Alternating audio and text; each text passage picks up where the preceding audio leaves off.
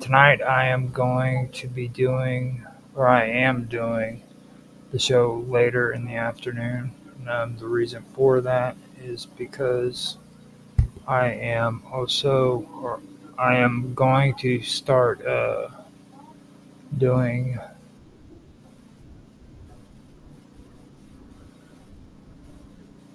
I am going to start doing a simulcast for Dragus Productions on Wednesday nights. So from this point on, I will be doing late night episodes of Esoteric Agenda on Wednesdays.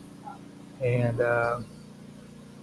yeah, I think that that'll be the best way to do it anyhow, because that's probably more of a, it would be a more adequate um, time of the day to actually be doing it. So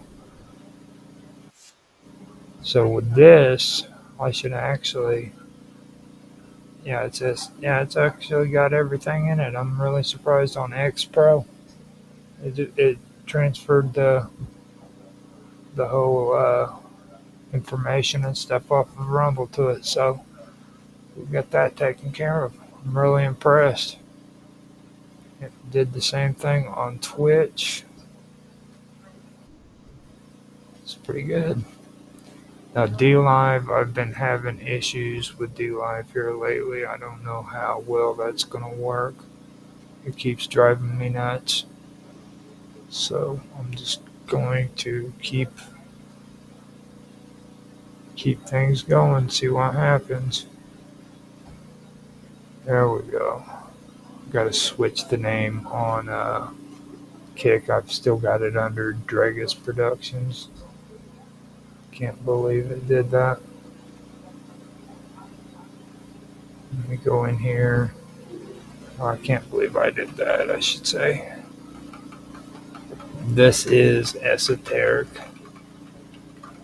Agenda, guys. It's not uh, Dragus Productions on Kick, just so you guys know. Everything seems to be okay. So it looks like I am set up and ready to go. I'm so sick of having to deal with D Live tonight, so I'm not even going to play like I even care, to be honest with you. It's just, it really, really does get on your nerves. Hit save.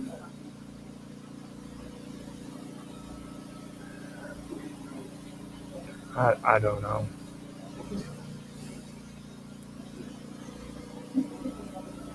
You would think they would actually be professional about the way they do their stuff, but yeah, I'm not going to deal with it no more. There goes D Live. It's done for the night, and here we go. So, I'd like to welcome everybody to the show. Welcome you back to another episode of Esoteric Agenda here on the wonderful world of weirdness. I'm Roger Hanson, and I will be your host for tonight. We are getting back into where we started or left off. I was talking about Astanas when it comes to ancient alchemy last week. That's where I finished off. But this week I also want to go back over Magnum Mater, which is really, believe it or not, it actually is very important when it comes to esoterics and like the beginnings and stuff. After that, I'm going to go a little bit over Astonis again. And then we are also going to kind of delve into a little bit about what these these books of Sibel, the Sibelic books, I guess you could call them, what those are all about. We'll kind of get an idea of what they're about. And It's going to be a pretty interesting show. This is the stuff that I've always been wanting to get into and discuss. These are newer episodes of the Esoteric Agenda, episodes that I've been putting on the wonderful world of weirdness. You'll see the 15-minute clips that I had or that I have going on my channels for Rumble as well as YouTube for the wonderful world of weirdness. And those are old content that I had when I was first starting out and I was getting into some stuff. I'm still going to be going down that kind of a road on those topics, but this is kind of diving into some of the stuff that I've learned since then and that I've wanted to go over. And that's basically what I'm doing now. I'm going to be talking about the esoterics. So, with that being said, I'm going to go ahead and get on to the reading. Now, the image of Magna Mater seated on a throne with lions at her side symbolizes her dominion over nature and wild beasts. The lions were not merely decorative, but were embodiments of untamed power, suggesting that the goddess had authority over life forces that were beyond human control. To be enthroned between them conveyed both mystery and harmony with the primordial energies of the natural world. This was especially important in a cult that celebrated fertility, cycles of death and rebirth, and ecstatic union with divine powers. Esoterically, the throne represented the divine sovereignty and immovability, a seat between opposing forces symbolized by the lions. In many mystical systems, dual guardians, whether animal, deities, or elemental powers, represented the balance between chaos and order, wilderness and civilization. In this way, the enthroned goddess became the axis or still center of the world, reflecting the concept of the omphalos, or world navel, from which all life sprang, and to which all returned. The lions themselves were also linked to solar energy, fire, and protective strength. Their presence signified the protective and purifying powers of the goddess, as well as the transformative nature of her rites. In Phrygian and Roman ritual, worshippers of Magna Mater underwent states of ecstasy, trance, and even self-wounding or castration in imitation of the goddess's consort Attis. These intense practices were believed to connect the soul to divine forces, often visualized through symbolic images like the lion flanked throne, which communicated divine authority and initiation into mysteries.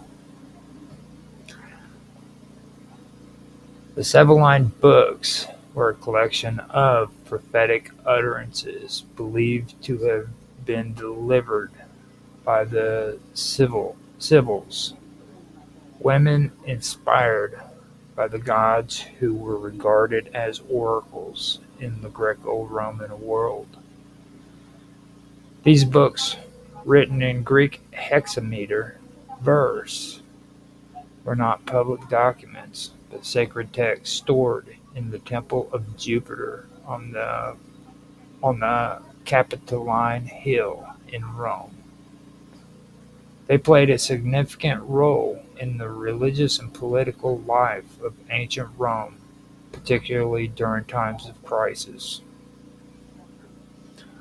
According to tradition, the Sibylline books first came to Rome during the reign of Tarquinius Superbus, the last of the Roman kings. A mysterious woman, identified later as the Cumaean Sibyl, offered 9 prophetic books to the king, who refused to buy them due to the high price. After burning 3 of them, she offered the remaining 6 for the same price. When the king refused again, she burned 3 more. Finally, only when 3 books remained, he agreed to purchase them at the original price. These surviving books were then housed in the temple and guarded by special priests known as quindecimaviri sacris faciundis, who were charged with consulting them only at the command of the Senate. The books were not a means of everyday divination or personal prophecy. They were reserved for extraordinary circumstances such as plagues, military disasters, omens, or portents. When Rome faced such dangers, the Senate would instruct the priest to consult the books for guidance on what rituals or foreign deities might appease the gods and restore divine favor.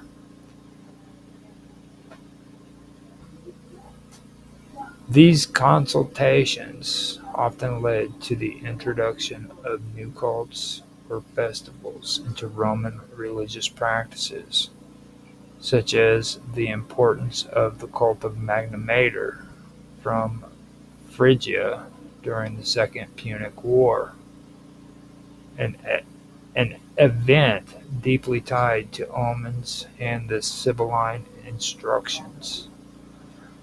The Sibylline books reflected a syncretic religious philosophy. Though written in Greek, the original and no, though written in Greek and originally derived from the Hellenic world, they were seamlessly woven into Roman state religion. Their influence allowed for the introduction of foreign gods and rituals in a controlled manner, reinforcing the Roman belief that they could secure divine favor by honoring all the gods, both native and foreign. The original Sibylline books were destroyed in 83 BCE when the temple of Jupiter Capitolinus burned. In response, the Senate ordered that a new collection be assembled. Priests were sent across the Roman world to collect similar prophetic writings attributed to various Sibyllists. These new texts were compiled and kept under official guard, continuing to serve as a sacred advisory resource until at least the 4th century CE. Throughout Roman history, the Sibylline books served as a religious and political tool affirming the power of the Senate and affirm the power of the Senate to interpret divine will and control religious innovation. They also embodied a deep reverence for prophecy and fate, suggesting that the destiny of the state was written in the stars and could be deciphered by those entrusted with sacred knowledge. Even after the rise of Christianity, the image of the Sibyl endured in literature and art, sometimes repurposed as a pagan voice foretelling the coming of Christ, illustrating how deeply rooted their authority was in the Roman spiritual imagination.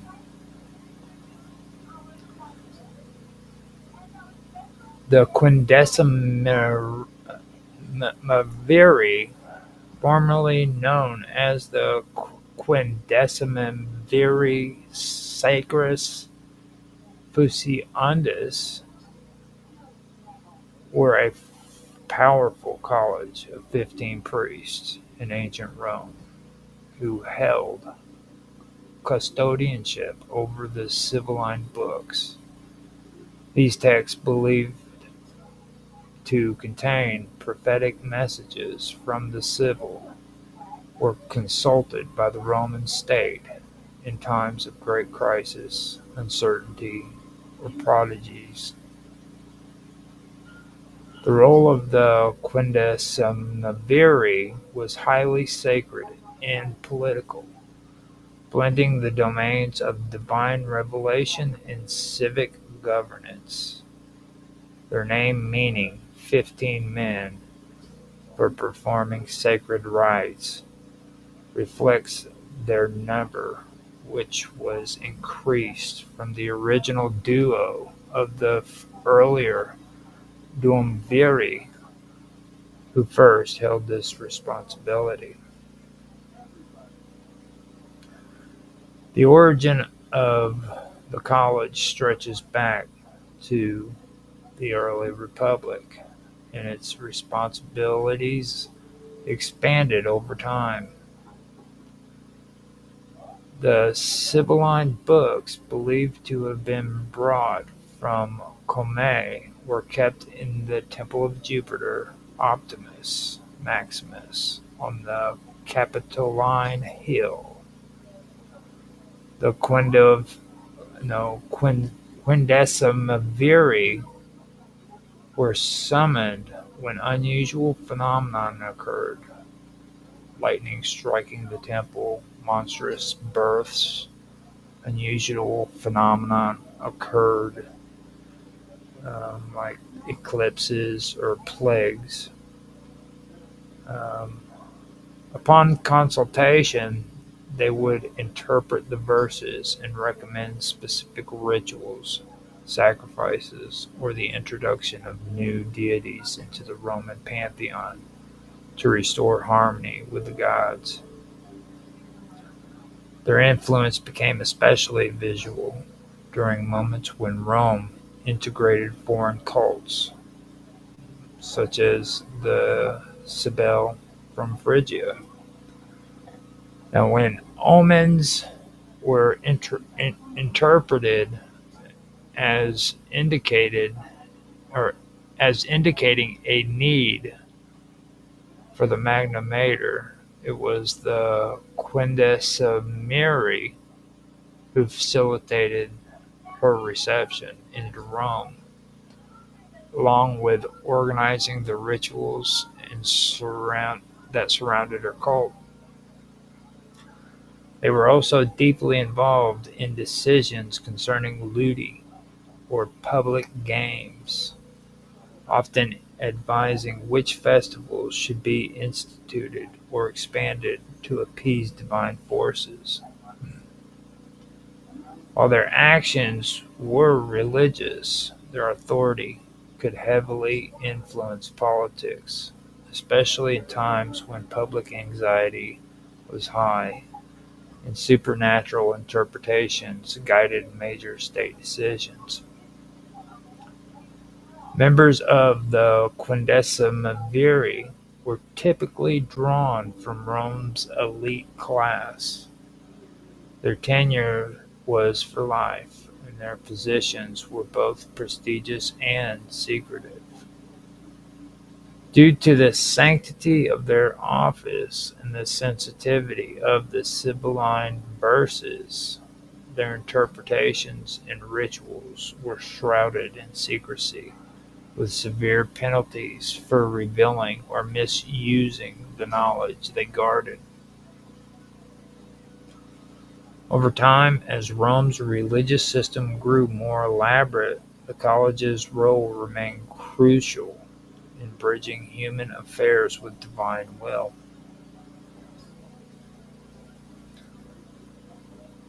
Mount Ida holds a prominent place in ancient mysticism, mythology, and religious tradition, especially within the cultural landscape of both Crete and the Troad region of Anatolia, where two different mountains shared the same name. Each had its own rich mythological associations with spiritual significance. In Crete, Mount Ida was considered the most sacred mountain of the island and was deeply woven into the mythos of the earliest Greek traditions. It was believed to be the birthplace, or at least the secret childhood home, of the god Zeus. According to legend, Rhea, the mother of Zeus, hid him in a cave on Mount Ida to protect him from being devoured by his father, Kronos. In that cave, Zeus was nursed by the divine goat, Amalthea, while a group of armed dancers known as the Choretes clashed their weapons to drown out the infant's cries. The mountain thus became a place associated with concealment, initiation, and divine protection, giving it a mystical status in the minds of ancient worshippers. The cave on Mount Ida in Crete became a sacred site for pilgrimage, initiation rites, and mystery traditions. It was associated not only with the divine infancy of Zeus, but also with later Orphic and Dionysian rites. These mystery schools often viewed the cave and the mountain itself as symbolic representations of the womb of the cosmos, a point of origin and regeneration, making it a spiritually potent location for initiates seeking transformation and divine contact. In the Troad region of Anatolia, another Mount Ida stood near ancient Troy. This version of Mount Ida was sacred to several deities and figures prominently in Homeric and post-Homeric myth. It was considered the dwelling place of the gods during the Trojan War, a seat from which they observed the affairs of mortals. The mountain was also sacred to Cybele, the Magna Mater, or Great Mother, whose cult was deeply entrenched in the Phrygian and Anatolian landscapes. The wilderness of the mountain it's associated with untamed nature and the connection to the mother goddess, tied to the rites of fertility, ecstatic worship, and the cosmic renewal. In mystical terms, Mount Ida represented more than a physical location. It stood as a symbolic axis, a link between the heavens, the earth, and the underworld. Its caves, peaks, and secret groves became metaphors for the hidden places of divine knowledge and transformation.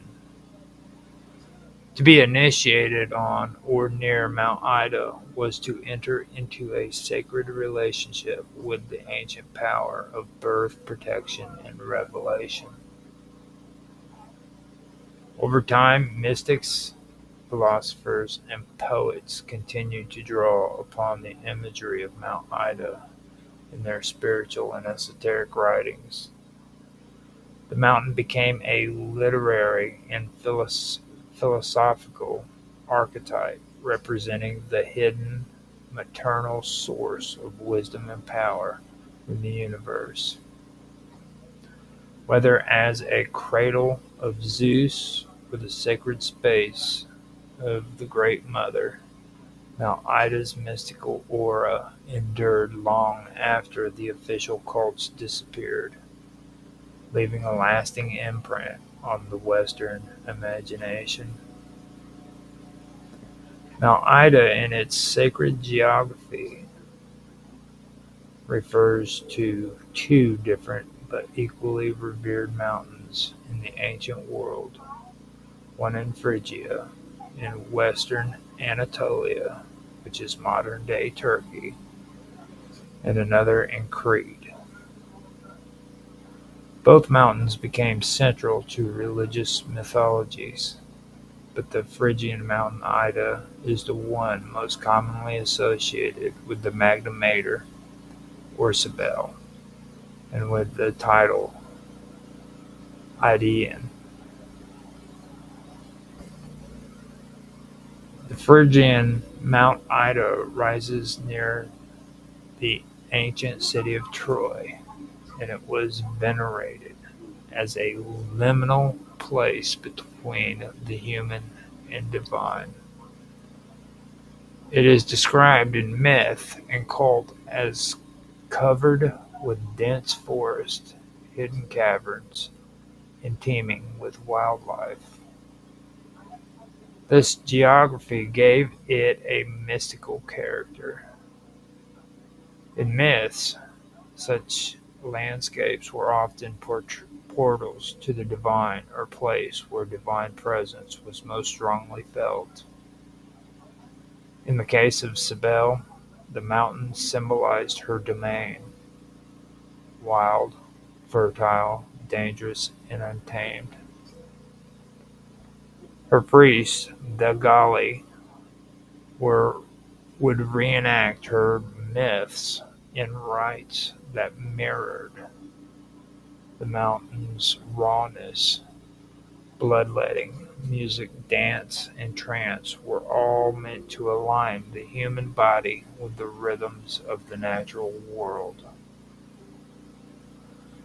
On this mountain, caves were believed to be entrances to deeper mysteries, echoing with the divine voice of the goddess. These caves often served as sites for ritual initiation, prophecy, or ecstatic experience. The sound of drums and cymbals would reverberate off the rocks, enhancing the sensory experience of her ceremonies.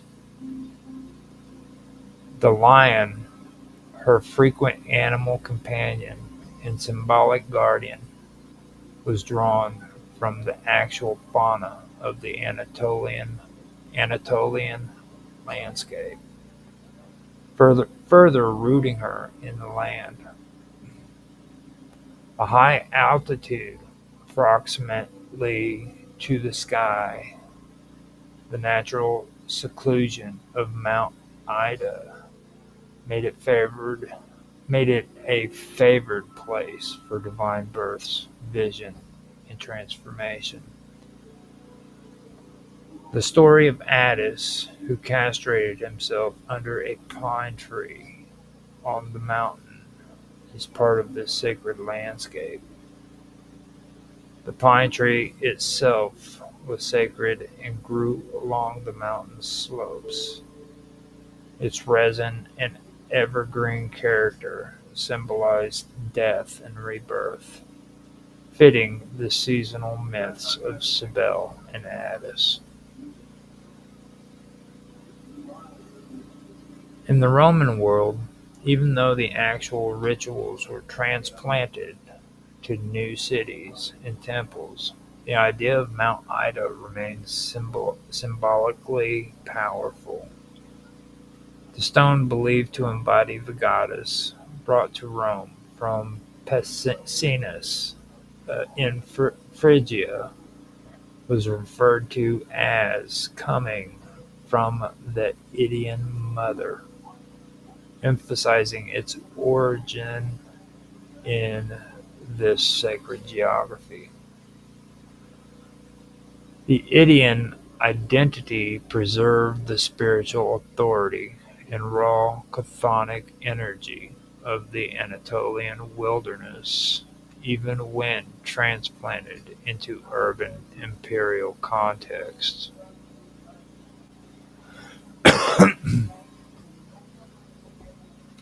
The Sibylline books and the Sibylline oracles are not the same, although they share a similar name and prophetic theme. They differ in origin, purpose, context, and cultural context, or content and cultural context. The Sibylline books were a set of prophetic writings kept by the ancient Romans. According to traditions, these books were acquired by King Tarquinius Superbus, the last king of Rome, from a mysterious woman believed to be the Cumaean Sibyl.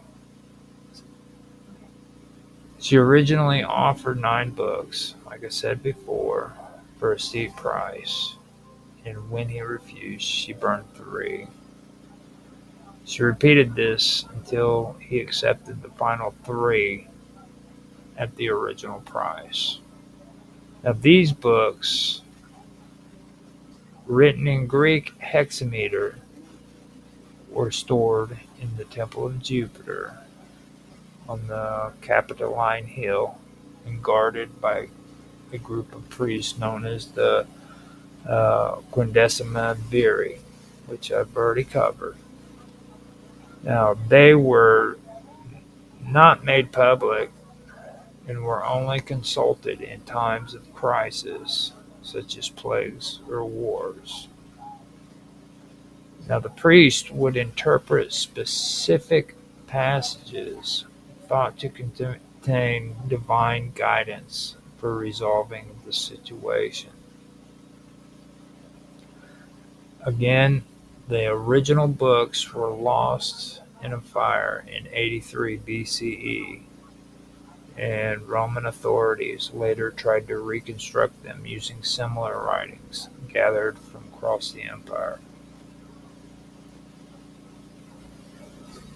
Now, the Sibylline oracles, on the other hand, were a later collection of texts written from the 2nd century BCE through the early Christian era.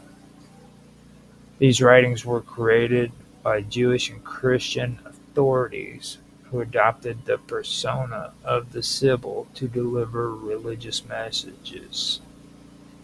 Unlike the Sibylline books, which were controlled by the Roman state, the Sibylline oracles were widely circulated.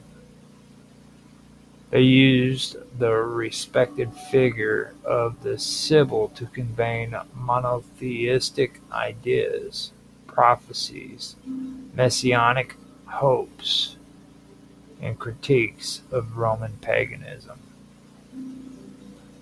These oracles were written in the same poetic style, often in Greek, but their themes were shaped by Jewish theology and later Christian beliefs, including warnings of divine judgment and calls for repentance. I just wanted to make it point blank clear that there are differences between those 2 books, just so you guys know, because that is a very, very important thing to distinguish when you go on the internet or wherever you go and you look this information up, don't mistake mistake the two. There's the Sibylline oracles, and then there's the Sibylline books, which is before them, and that was used by the Romans and the Greeks and the Phrygians. So there are two different ones. So after making that distinction, I'm going to move on to the myth of Cupid and Psyche, which originated from the Roman novel Metamorphosis by Aquilius in the 2nd century, which is a rich allegory of the soul's journey towards divine union. And it holds a deep esoteric and mystical and it holds deep esoteric and mystical implications, particularly when explored through the lens of the illumination of the unseen. Psyche, whose name means soul in Greek, is a mortal woman of such beauty that she begins to rival Venus, the goddess of love. Offended, Venus sends her son Cupid to punish Psyche by making her fall in love with a monster.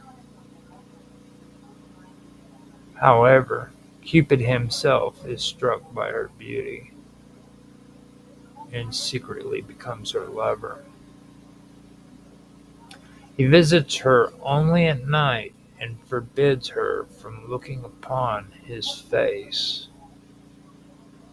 Their love remains hidden in darkness, a metaphor for an initial phase of blind devotion or faith in the unknown, a love without sight, belief without understanding. This nocturnal relationship represents the early stages of a spiritual journey. The psyche experiences intimacy with the divine, yet without full awareness or comprehension. She exists in a sacred mystery, but the veil is not yet lifted. Eventually driven by curiosity and doubt, Psyche lights a lamp while Cupid sleeps and gazes upon him, revealing the god's radiant form. But in doing so, she breaks the taboo, spilling hot oil and awakening him. He flees, and she is left alone and desolate. This act of illumination, of seeking to see what was hidden, marks a pivotal moment. It reflects the soul's desire for gnosis, for knowledge that transcends mere belief. To see the divine clearly, Psyche must suffer, endure trials, and undergo transformation. Venus imposes a series of impossible tasks, each one symbolizing a stage of inner purification and spiritual refinement. With divine help, Psyche completes these trials, indicating that true enlightenment is not achieved through curiosity alone, but through humility, perseverance, and grace. The final stage of Psyche's journey occurs when she is granted immortality by Jupiter, allowing her to be united with Cupid on equal terms.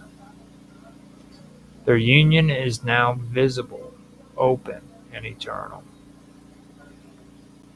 This consummation represents the perfected soul in harmony with divine love, the reunion of mortal and immortal, human and God, soul and spirit. In esoteric traditions, the myth serves as a blueprint for inner initiation.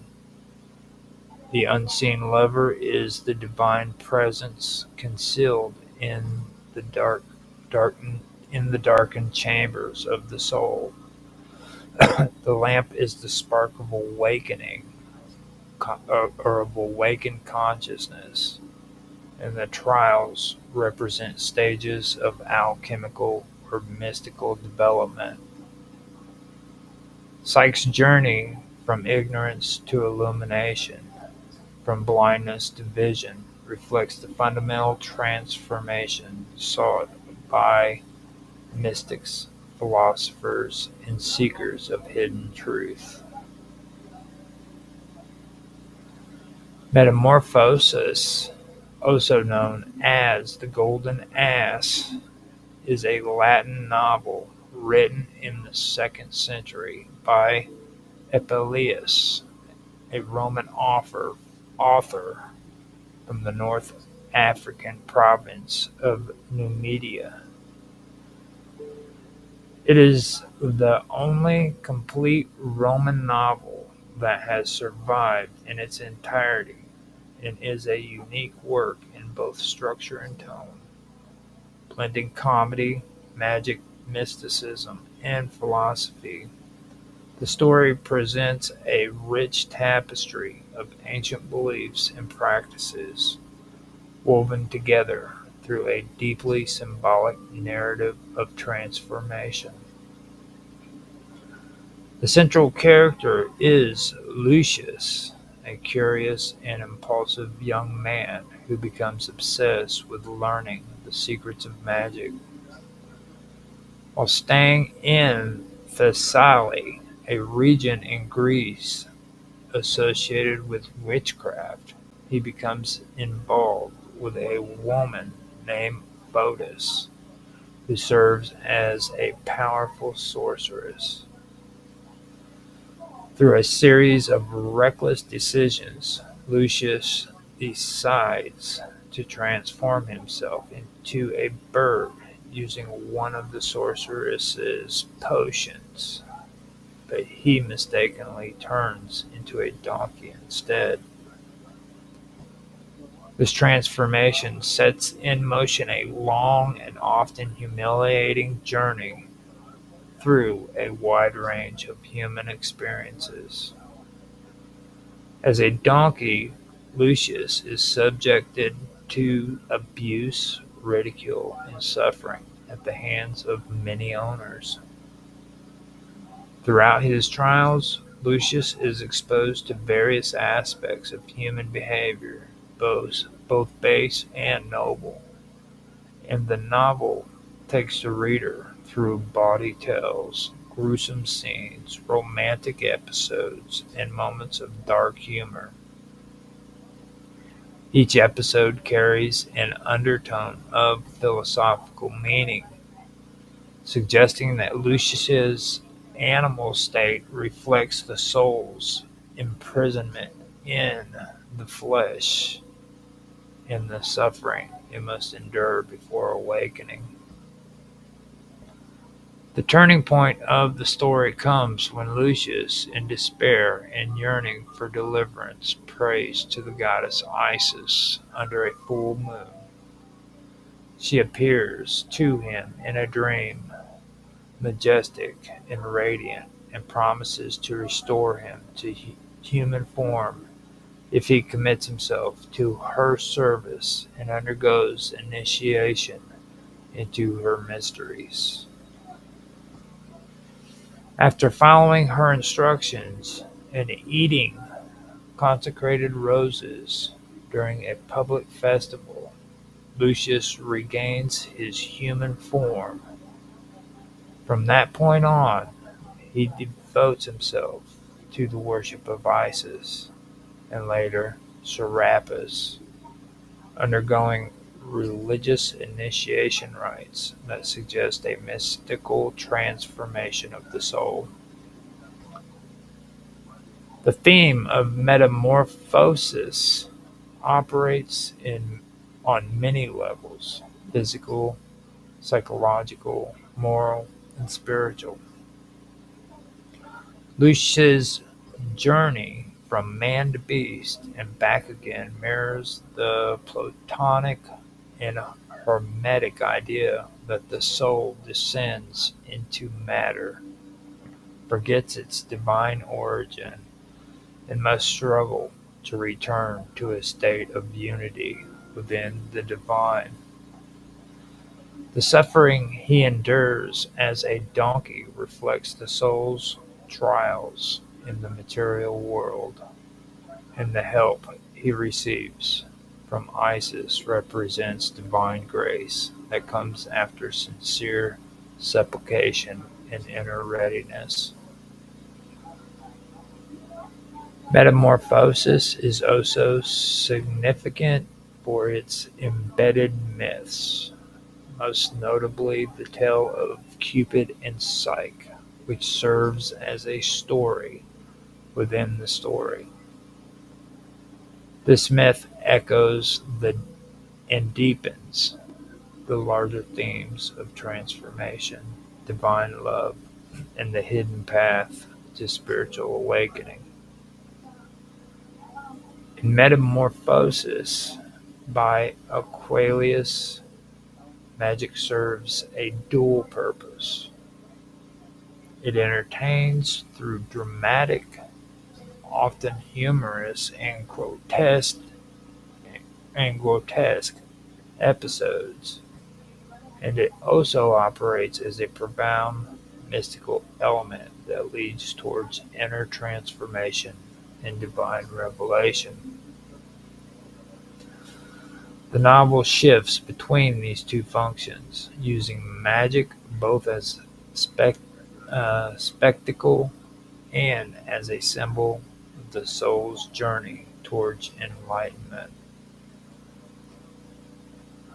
On the entertaining side, Aquarius fills the novel with vivid scenes of magical misfires, witches transforming into animals, love potions gone wrong, and all sorts of comical and tragic consequences.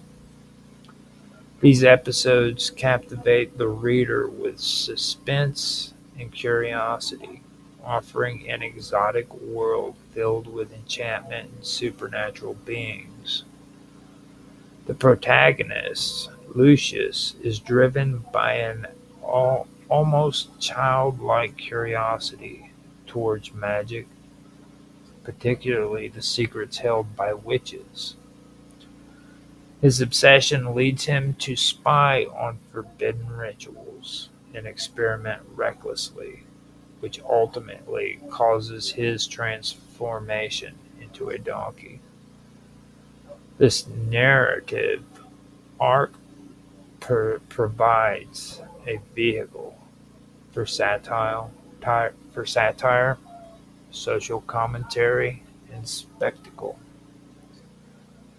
But beneath this surface of magical entertainment lies another layer: mystical silence that surrounds the true mysteries.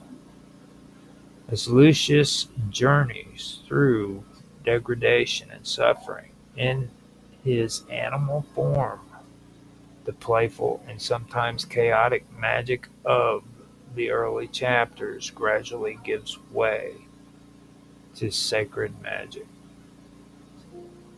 When he finally encounters the goddess Isis, the tone changes. Isis does not reveal her mysteries in open detail.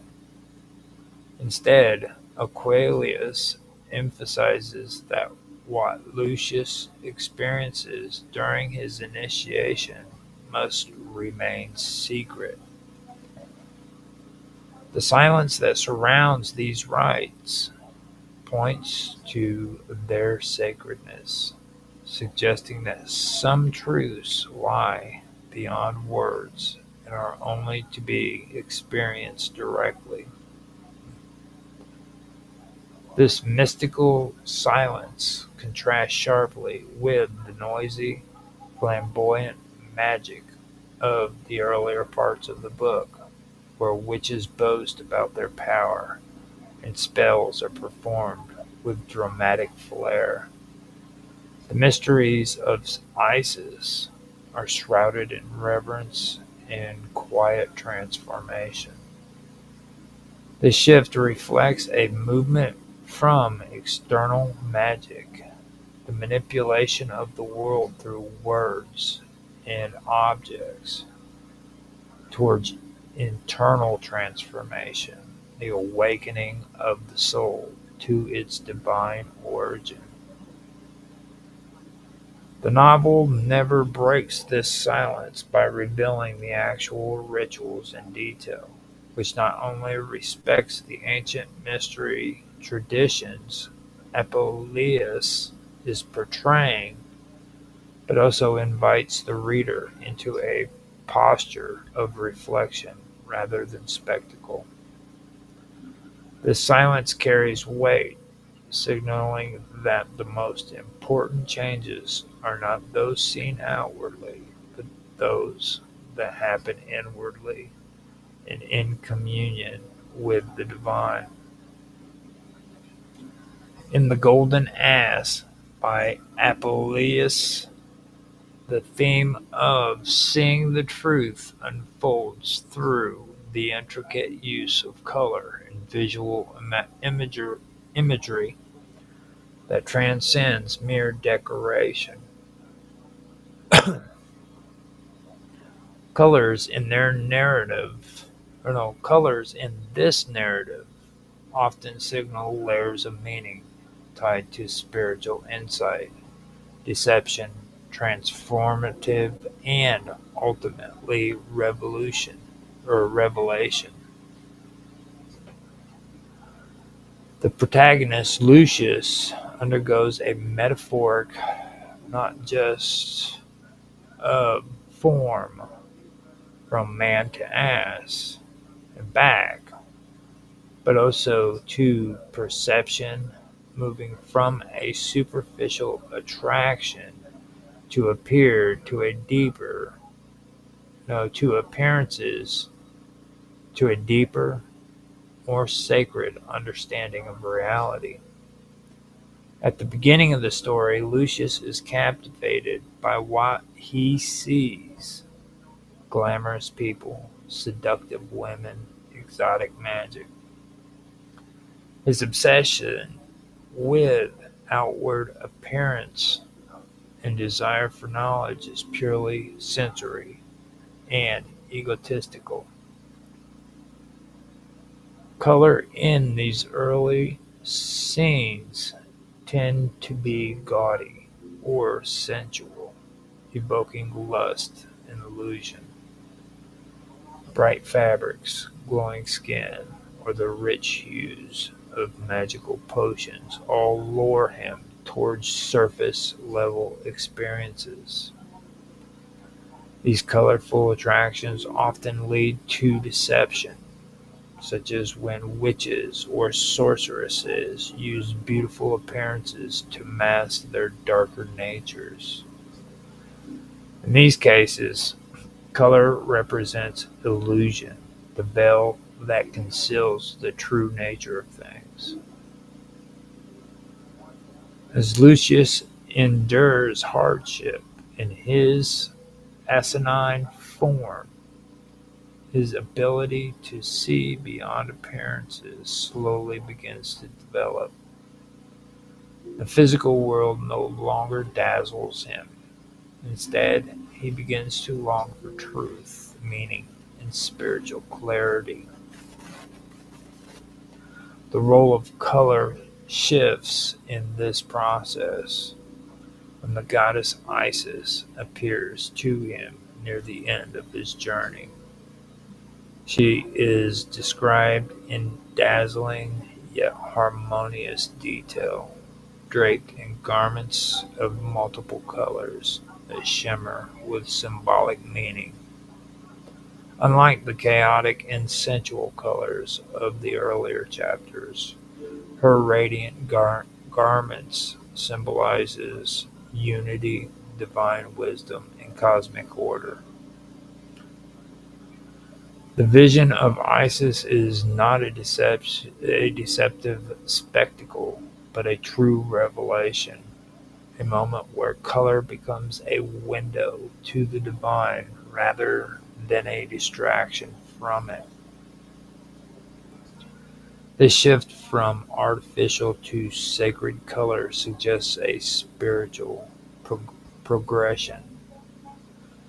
Lucius has moved from being overwhelmed by appearance to understanding how true insight comes from seeing beneath the surface. The color gold, especially, carries deep resonance. It appears in connection with Isis and divine mysteries, not only recalling the title, the golden ass, but also evoking the idea of inner transformation, as in alchemical transmutation from base metal to gold. In this context, gold becomes the color of truth, something that can only be obtained through suffering, purification, and divine grace. In "The Golden Ass" by Apuleius, the figure of Isis marks a crucial turning point in the novel's treatment of magic, shifting it from the chaotic, deceptive realm of witchcraft to the structured, redemptive space of mystery religion. This transition reflects not only Lucius's personal journey, but also the broader cultural continuity between popular magical practices and former mystery cults in the Roman world. Magic, in this context, evolves from being a dangerous tool used for personal gratification or control into a sacred medium of divine connection and transformation. At the beginning of the narrative, magic is depicted as subversive and unpredictable. The witches and enchantresses that fascinate Lucius use spells and potions for seduction, revenge, and metamorphosis.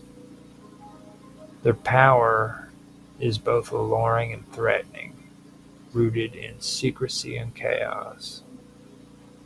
Lucius's own transformation into a donkey results from dabbling in this unstable realm of magic, which is depicted as uncontrolled and morally ambiguous.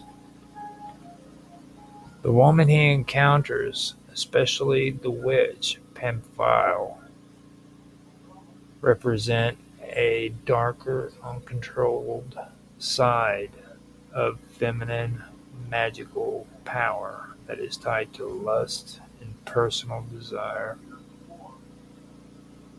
However, as Lucius endures suffering and begins to seek salvation, the tone of magic changes. It becomes associated less with personal manipulation and more with cosmic harmony and divine will. This shift culminates in his vision of Isis, a goddess who embodies order, wisdom, and spiritual rebirth. Her rituals, unlike the spells of the witches, are solemn, structured, and initiatory. They are not used for petty control, but for guiding the soul through purification and enlightenment. The rituals of the mystery cult of Isis, as described in the later chapters, retain certain elements familiar from earlier depictions of magic, such as secret rites, sacred formulas, and symbolic acts, but they now serve a higher purpose. They provide continuity between the magical world Lucius was initially drawn to and the structured path of spiritual ascent he ultimately chooses. What was once chaotic becomes sacred. What was secretive and dangerous becomes transformative and redemptive.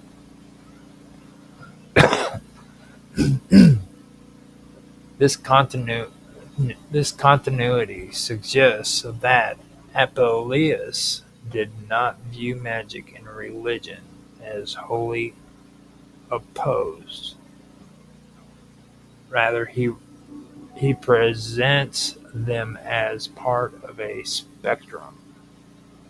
At one end of at one end is private, uncontrolled witchcraft, and at the other, divinely sanctioned mystery cults. Both involved both involve knowledge of hidden forces, but the difference lies in intention, moral framework, and cosmic alignment. Through Isis, magic is reclaimed and sanctified. It becomes a tool not of illusion, but of initiation, guiding the seeker from ignorance to divine truth. Thus, Apuleius weaves a narrative that honors the mystery tradition while acknowledging the reality of more common magical practices. He presents Isis not as a break from the magical world, but as its fulfillment, magic refined and elevated, pointing the way towards a deeper, more enduring spiritual path. Much of the material explored in this inquiry reveals deep and meaningful correlation with alchemy, understood both in its practical and spiritual dimensions. Alchemy was never just the transformation of base metals into gold. It was a philosophical and mystical system rooted in the idea of transmutation, purification, and spiritual ascent. The figures, symbols, rituals, and sacred themes presented throughout this research share fundamental principles with the alchemical worldview. Astonis, a central figure in this exploration, represents a symbolic founder of esoteric alchemy. His teachings, whether preserved through legend or allegorical texts, revolve around the necessity of meditation and transformation. Whether speaking of material processes or the evolution of the soul, Astonis emphasizes that no element could ascend to a purer state without a bridge or guide. His worldview mirrors alchemical doctrines that stress purification, disintegration, and recombination as essential steps in both spiritual and physical elevation. The notion of divine intermediaries and the concept of a cosmic spark or logos also aligns with alchemical beliefs. These ideas suggest that hidden within matter is a divine essence or soul that can be liberated. The Logos serves as a guiding principle, bridging the earthly with the divine. The correspondence between the microcosm and macrocosm, or the inner soul and outer soul, lies at the heart of alchemical philosophy. The mythological themes surrounding the goddess Cybele, Attis, and the rituals associated with them are steeped in symbolic resonance. The story of Attis, particularly his death beneath the pine tree and his self-castration, represents the symbolic surrender of the physical self and base desire to attain spiritual rebirth. This ritual death and renewal is a core metaphor in alchemical initiation. The pine tree, often linked with sacred knowledge and transformation, connects symbolically to esoteric themes, including the pine cone, which has been interpreted as a symbol of the inner eye or higher consciousness. The Gali, priests of Cybele, who engaged in acts of ecstatic devotion and self-renunciation, reflect the alchemical theme of dissolving the ego to make way for a higher self. The practices of ritual madness and sacrifice represents a passage through symbolic death, echoing the tumultuous emotional and psychological stages an alchemist might endure on the path of enlightenment. Trance states, dream incubation, and divinatory practices also have a clear parallel in alchemical tradition. These techniques were employed to receive guidance, symbolic visions, or initiatic wisdom, much like the emblematic language of alchemical manuscripts. The revelations received during altered states were understood as containing encoded truths accessible only to the spiritually prepared. The Roman virtue of pietas and the serious consultation of oracles and sacred rituals also intersects with alchemical principles. Alchemists approach their work with a spirit of reverence and spiritual purity.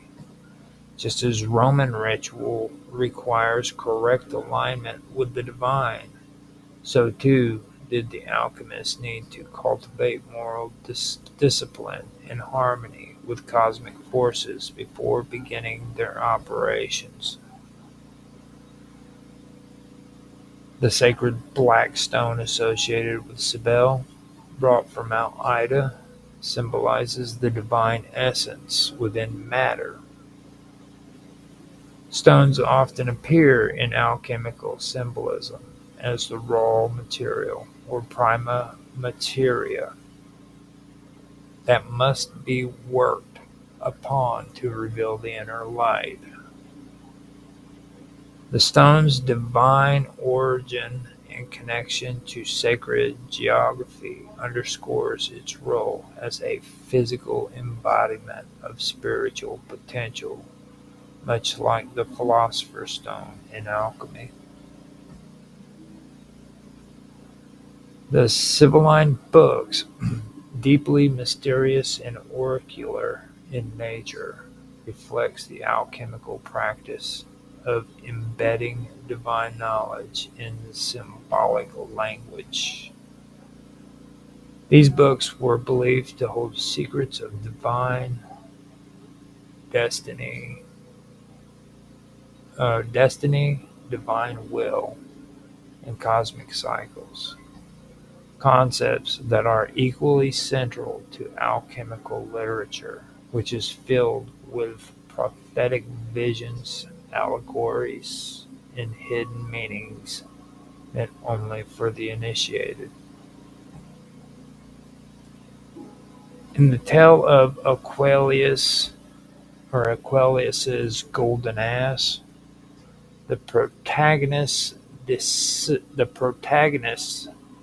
descent into animal form and ultimate redemption through the goddess Isis mirrors the alchemical process. His transformation back into a human being represents the final stage of the the magnum opus, the culmination of purification and spiritual insight. The emphasis on mystical silence and hidden initiation in the novel also echoes the guarded transmission of alchemical wisdom. Together, all these traditions, whether they arise from Roman cults, Phrygian mysteries, Greek myths, or Egyptian rites, demonstrate a unified vision of transformation. They illustrate the belief that the human soul can ascend from ignorance and corruption to enlightenment and purity, provided it undergoes the proper stages of dissolution, sacrifice, revelation, and union with the divine. This is the alchemical journey hidden in plain sight across the ancient world. So I was really, really amazed with this because I didn't think that I would be able to go this deep into it and cover some of these ancient stories that actually go with a lot of things that have to do with esotericism and especially with alchemy, ancient alchemy on top of it. That's the one thing that I did want to focus on.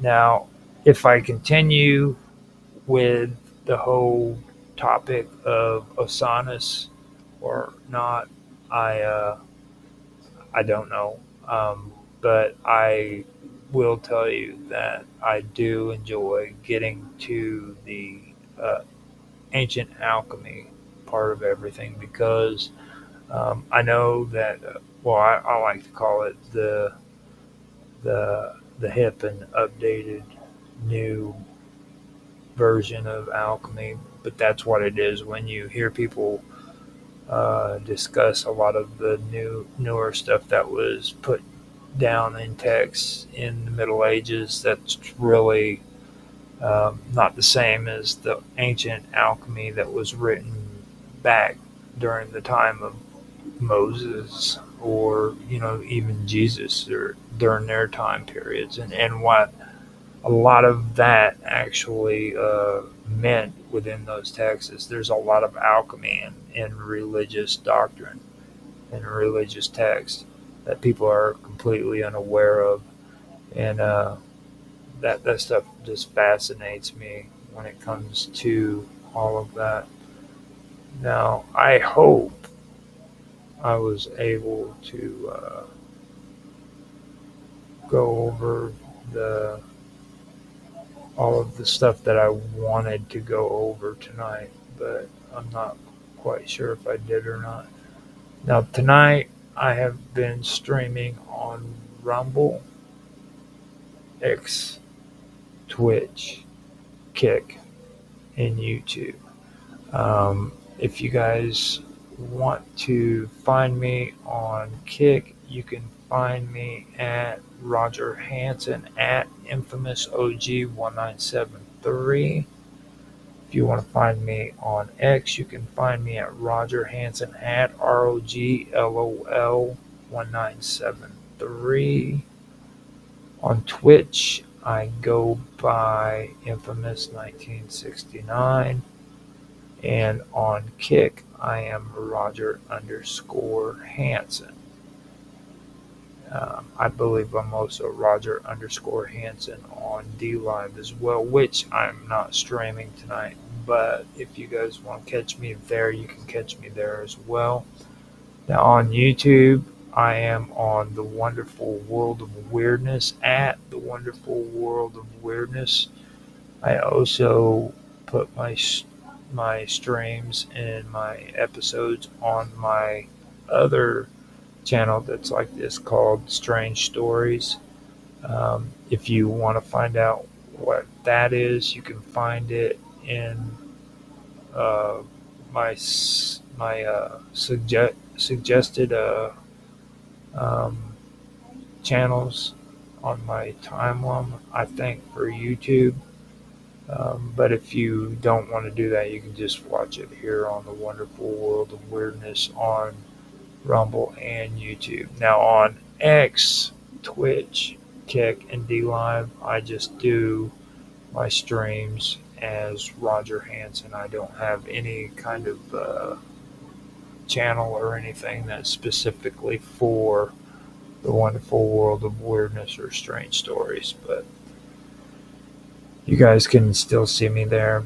I also have The Wonderful World of Weirdness on Teams as well as Discord, so you guys can reach out to me on those VoIPs as well.